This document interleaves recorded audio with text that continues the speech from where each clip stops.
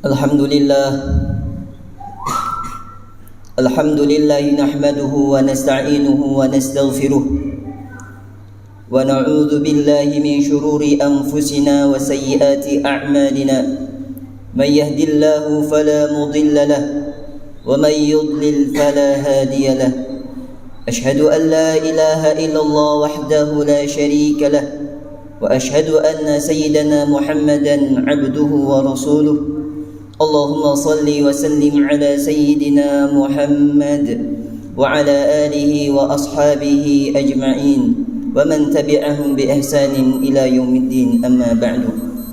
Faya ayyuhal hadirun ya ibadallah, usikum wa nafsi bitaqwallahi wa ta'ati rasulih faqad fazal muttaqun. Qala Allah subhanahu wa ta'ala fi muhkami tanzil: يا أيها الذين آمنوا اتقوا الله حق تقاته ولا تموتن إلا وأنتم مسلمون. وقال عز من قائل: يا أيها الذين آمنوا اتقوا الله وقولوا قولا سديدا يصلح لكم أعمالكم ويغفر لكم ذنوبكم ومن يطع الله ورسوله فقد فاز فوزا عظيما. Hadirin ma'asyiral muslimin rahimakumullah, mari dalam kesempatan yang berkah ini kita saling mengingatkan untuk senantiasa bertakwa kepada Allah Subhanahu wa taala. Sebab dengan dasar takwa inilah yang akan menghantarkan kehidupan kita kepada kehidupan yang bahagia, kehidupan yang penuh dengan keselamatan, baik kehidupan yang semu dan sementara ini dalam kehidupan dunia ataupun dalam kehidupan di alam barzah, maupun dalam kehidupan yang kekal abadi, kehidupan di akhirat nanti. Takwa dalam arti menjalankan semua perintah-perintah dari Allah sesuai dengan kemampuan kita dan menjauhi semua larangan-larangan Allah segenap tenaga kita dengan mengikuti sunnah baginda Nabi sallallahu alaihi wasallam. Baginda Nabi sallallahu alaihi wasallam adalah sosok pribadi yang sangat sempurna, yang patut kita jadikan sebagai suri tauladan kita, tuntunan hidup kita. Begitu pula dengan syariat ajaran yang dibawa oleh Nabi sallallahu alaihi wasallam, sangat sempurna, melengkapi semua syariat dan ajaran yang dibawa oleh nabi-nabi pendahulu. Semua aspek dalam kehidupan kita, apa yang dibutuhkan umatnya, mulai dari bangun tidur pada pagi hari sampai tidur pada malam hari, ketika lahir sampai dimasukkan ke dalam kubur, dari ujung rambut sampai ujung kaki, semuanya dijelaskan dan dicontohkan oleh baginda Nabi Muhammad sallallahu alaihi wasallam. Namun dari semua yang dijelaskan oleh Nabi sallallahu alaihi wasallam, bagian aspek yang paling mengambil perhatian Nabi adalah masalah ibadah. Dalam hadis yang diriwayatkan oleh Imam Bukhari dan Imam Muslim dari Sayyidina Anas radhiyallahu anhu, ada 3 sahabat Nabi sallallahu alaihi wasallam, Sayyidina Ali, Sayyidina Utsman bin Ma'zun dan Abdullah bin Rawahah, datang ke rumah Nabi sallallahu alaihi wasallam untuk bertanya amal ibadah harian yang dikerjakan oleh Nabi sallallahu alaihi wasallam. Ketika diberitahukan kepada mereka dan mereka menganggap ibadah yang dilakukan oleh Nabi dalam hariannya sangat sedikit, maka mereka berkata, amma ana fa asumun nahara abada. Kalau saya setelah mendengar apa yang dilakukan oleh Nabi dalam hariannya, aku berazam dan aku bertekad akan melakukan puasa sepanjang siang. Yang lain berkata, amma ana fa usalli laila abada. Kalau saya akan melakukan ibadah malam sepanjang suntuk, tidak pernah tidur. Yang ketiga mengatakan, amma ana a'tazilun nisaa fala atazawwaju abada. Kalau saya tidak akan menikahi seorang wanita manapun. Hadirin ma'asyiral muslimin rahimakumullah, ketika diberitahukan kepada Nabi sallallahu alaihi wasallam tentang kedatangan mereka dan apa yang diucapkan oleh mereka, maka Nabi sallallahu alaihi wasallam datang kepada mereka dan berkata, antumul ladina qultum kadza wa kadza. Apakah kalian yang tadi mengatakan ini dan ini? Ma balu aqwamin yatanazzahuna 'ani syai'in asna'uhu. Bagaimana keadaan kaum yang mereka tidak menyukai, menghindari apa yang telah aku lakukan? Nabi SAW menegaskan, ama wallahi inni la akhsyakum lillah wa atqakum lillah. Demi Allah, ketahuilah, sesungguhnya aku di antara kalian manusia yang paling takut kepada Allah, yang paling mengenal Allah. Namun walaupun begitu, aku tetap solat malam dan aku pun tetap tidur. Aku kadang berpuasa dan aku kadang tidak berpuasa, dan aku masih menikahi para wanita. Nabi SAW menegaskan, faman raghiba an sunnati falaysa minni. Barang siapa yang tidak menyukai sunnahku, barang siapa yang menghindari contoh yang aku contohkan, ibadah yang aku contohkan, falaysa minni, maka ia bukan bagian dariku. Hadirin ma'asyiral muslimin rahimakumullah. Bila kita perhatikan bagaimana Nabi SAW memberikan peringatan yang begitu tegas kepada siapapun sahabatnya, kepada siapapun umatnya yang cara ibadahnya jauh dari apa yang dicontohkan oleh Nabi SAW, dengan ucapan faman raghiba an sunnati falaysa minni. Barang siapa yang tidak menyukai, barang siapa yang menghindari apa yang telah dicontohkan oleh Nabi SAW, maka ia bukanlah dari golongan umatku. Pada kesempatan yang lain, Nabi SAW pernah didatangi oleh seorang sahabat yang bernama Kahmas Al-Hilali. Lama tak datang, 1 tahun sebelumnya ia pernah datang kepada Nabi SAW untuk mengikrarkan 2 kalimat syahadat dan masuk Islam.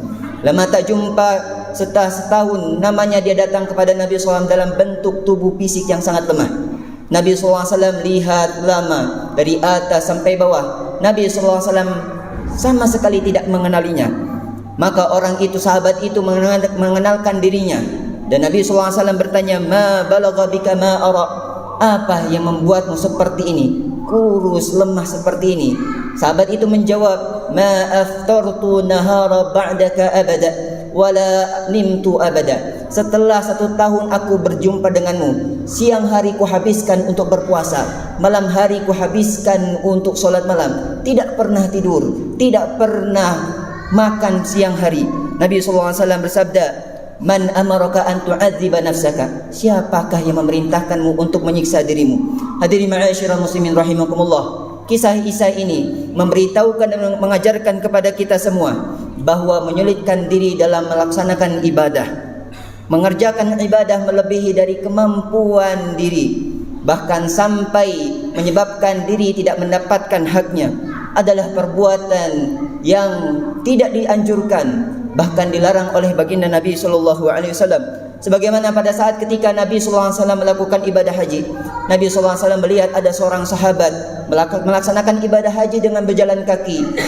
Susah payah dia berjalan kaki, padahal dia tidak mampu berjalan kaki. Nabi SAW bersabda, innallaha laghaniyun an ta'dzibi hadza nafsahu.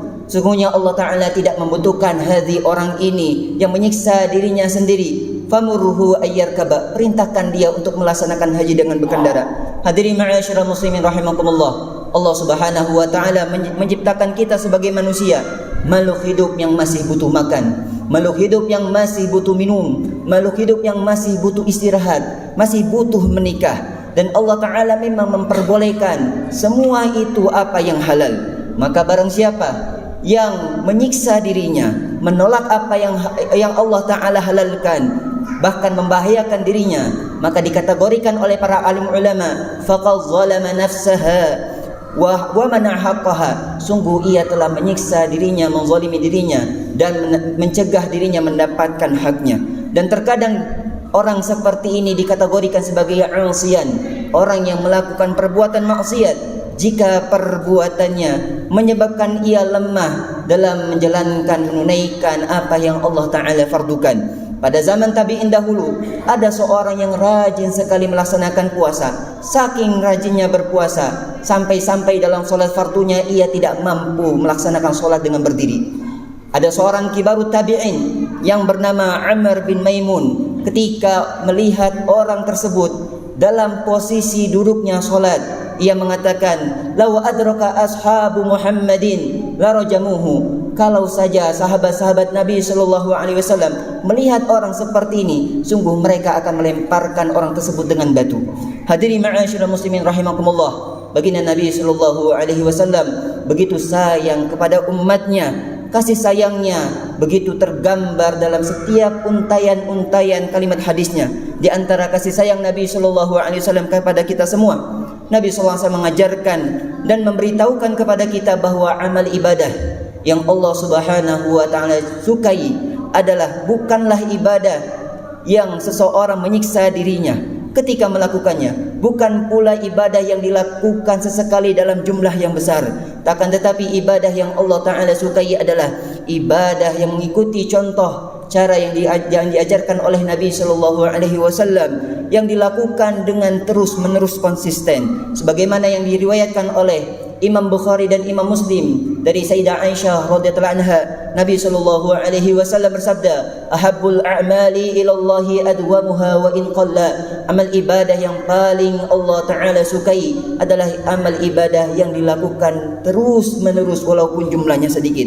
Andai kata di antara kita ada satu orang yang mengerjakan solat duha 12 rakaat dalam satu hari, atau 8 rakaat dalam satu hari, dan yang lain mengerjakan solat duha setiap hari terus menerus jumlahnya 2 rakaat atau 4 rakaat, maka sudah barang tentu amal ibadah yang paling Allah Ta'ala sukai adalah amal ibadah orang yang mengerjakan solat duha walaupun 2 rakaat atau 4 rakaat.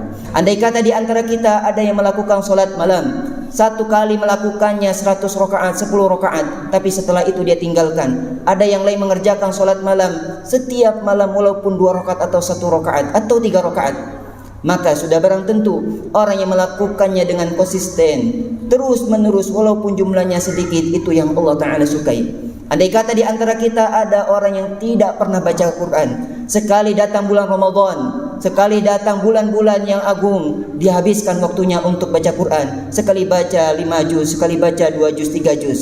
Ada yang lain yang senantiasa mendawamkan baca Quran, one day one juz, satu hari 1 juz, atau kurang dari itu, tapi dia rutinkan baca Quran, maka sudah barang tentu orang yang mendawamkan bacaan Qurannya itulah amal ibadah yang paling Allah Ta'ala sukai.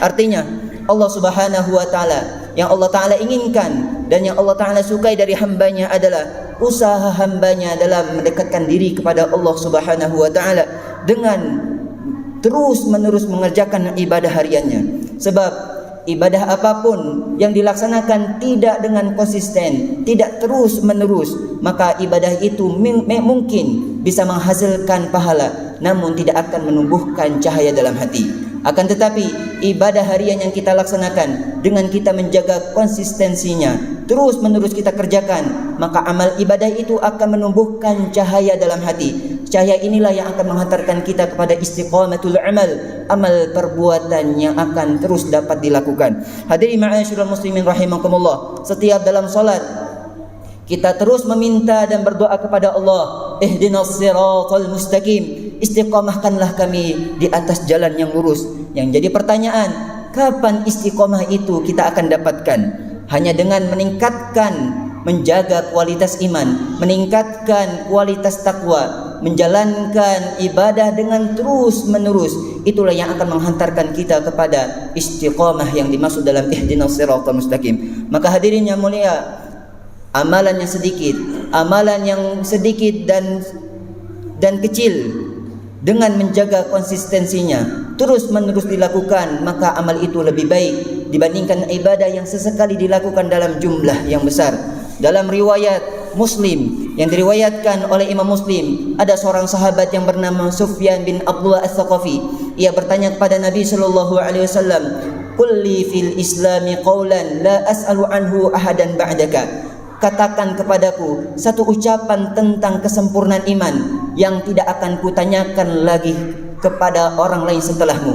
Nabi sallallahu alaihi wasallam menjawab, "Qul amantu billah." Katakanlah, aku beriman kepada Allah, dengan keimanan yang mendorongku untuk senantiasa menjalankan perintah-perintah Allah, senantiasa menghindari larangan-larangan Allah.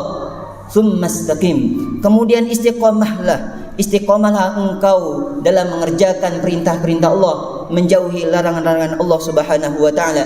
Dari hadis ini kita tahu bahwa seseorang keislamannya akan menjadi sempurna manakala ketika ia istiqomah, teguh dalam menjalankan syariat-syariat Allah Subhanahu wa Ta'ala.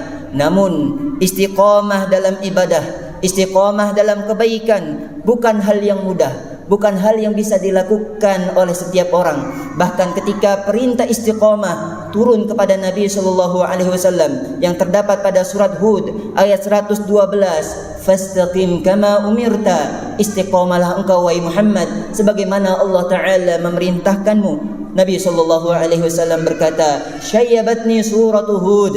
Surat Hud ini telah membuatku banyak uban, tumbuh uban dan semakin tua. Karena memang tidak ada ayat yang turun kepada Nabi sallallahu alaihi wasallam yang lebih berat dibandingkan ayat surat Hud ayat 122. Walaupun istiqamah hal yang tidak mudah yang dilakukan oleh orang-orang beriman, tapi kita ingat Nabi sallallahu alaihi wasallam pernah bersabda, "Wa kullun muyassarun lima khuliqa lahu." Setiap orang akan Allah taala berikan kemudahan amal ibadah, melaksanakan tujuan apa ia diciptakan. Jika Allah Subhanahu wa taala menciptakan kita untuk menjadi penduduk-penduduk syurga, maka Allah Subhanahu wa taala akan mudahkan kita melaksanakan dan istiqamah dalam melaksanakan ibadah. Hadirin ma'asyiral muslimin rahimakumullah. Para alim ulama menganjurkan kita untuk senantiasa berdoa, senantiasa menyandarkan segala kebutuhan kita, dunia kita, akhirat kita dalam munajat kepada Allah Subhanahu wa taala. Sebab amal ibadah apapun yang kita laksanakan tanpa didasari dengan doa, maka ibadah itu adalah bentuk kesombongan diri. Diri merasa bahwa mampu melaksanakan ibadah tanpa taufiknya Allah Subhanahu wa taala. Padahal ibadah doa itulah yang akan menghantarkan kita kepada istiqamatul amal ibadah yang dapat dilakukan terus-menerus. Dalam sebuah hadis yang diriwayatkan oleh Imam Tirmizi, Nabi sallallahu alaihi wasallam bersabda, "Ad-du'a mukhul ibadah." Doa adalah otaknya ibadah. Mananya ibadah apapun bisa dilaksanakan oleh seseorang, bisa didawamkan oleh seseorang manakala ketika didasari dengan doa. Sebagaimana manusia tidak akan bisa berdiri, tidak akan bisa dikatakan sebagai manusia yang sempurna kecuali dengan akal dan pikirannya. Hadirin ma'asyiral muslimin rahimakumullah, di samping kesibukan kita dengan pekerjaan dunia kita, sibuk dengan keluarga, dengan teman, mari kita luangkan waktu untuk berdoa kepada Allah, bermunajat lama-lama dengan Allah Subhanahu wa taala. Kita jadikan doa sebagai alat komunikasi kita kepada Allah Subhanahu wa taala. Hadirkan kekhusyuan dalam setiap doa-doa yang kita panjatkan, yang akan membuat bulu kuduk kita semakin merinding, membuat air mata menjadi berlinangan, sebagaimana yang diriwayatkan oleh Sayyidina Anas radhiyallahu anhu. Nabi sallallahu alaihi wasallam bersabda, "Ya ayyuhan nas, ibku, ya wahai manusia, menangislah. Fa illam tastati'u fatabakau." Jika kalian tidak mampu menangis ketika berdoa, fatabakau, maka berusahalah pura-pura menangis. Semoga Allah Subhanahu wa taala meningkatkan ketakwaan kita, meningkatkan kedekatan diri kita kepada Allah Subhanahu wa taala, senantiasa memberikan rahmat-Nya, maghfirah-Nya, ampunannya kepada kita semua, menetapkan afiat, kesehatan jasmani dan rohani, memberikan keberkahan ilmu, keberkahan usia, keberkahan kebaikan-kebaikan yang lainnya. Innal ahsanal kalami kalamullahil malikil alam. Wallahu subhanahu wa ta'ala yaqulu wa biqawli yahtadil muhtadun. A'udzu billahi minasyaitonir rajim. Bismillahirrahmanirrahim. Ya ayyuhalladzina amanu taqullaha wal tanzur nafsum ma qaddamat lighad wattaqullaha innallaha khabirum bima ta'malun. Barakallahu li wa lakum fil Qur'anil azim wa nafa'ani wa iyyakum bima fihi minal ayati wa dzikril hakim wa taqabbalallahu minni wa minkum tilawatahu innahu huwas samiul alim. Aqulu qawli hadha wastaghfiru li wa lakum wa lisairil muslimina wal muslimat fastaghfiruh innahu huwal ghafurur rahim.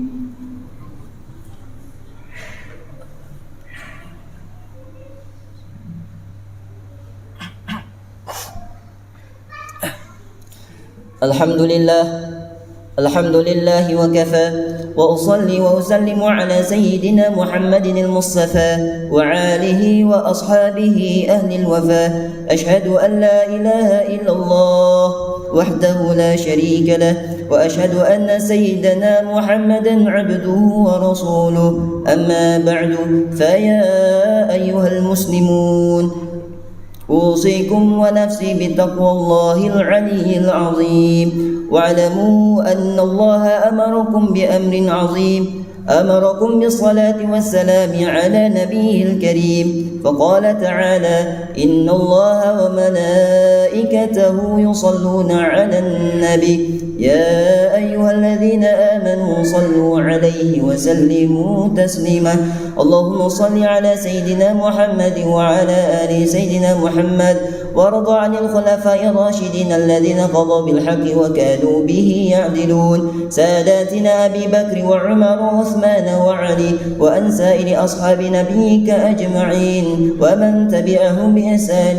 إلى يوم الدين اللهم اغفر للمسلمين والمسلمات والمؤمنين والمؤمنات الأحياء منهم والأموات ولإخواننا الذين سبقونا بالإيمان ولا تجعل في قلوبنا غلا للذين آمنوا ربنا إنك رؤوف رحيم اللهم ألف بين قلوبنا وأصلح ذات بيننا واهدنا سبل السلام وجنبنا من الفواحش ما ظهر منها وما بطن اللهم آت نفوسها تقواها وزكها أنت خير من زكاها أنت وليها ومولاها ربنا تقبل منا إنك أنت السميع العليم وتب علينا إنك أنت التواب الرحيم ربنا آتنا في الدنيا حسنة وفي الآخرة حسنة وقنا عذاب النار والحمد لله رب العالمين عباد الله إن الله يأمركم بالعدل والإحسان وإيتاء ذي القربى وينهى عن الفحشاء والمنكر والبغي يعظكم لعلكم تذكرون فاذكروا الله العظيم يذكركم واشكروا على نعمه يزدكم ولذكر الله أكبر والله يعلم ما تصنعون أقيموا الصلاة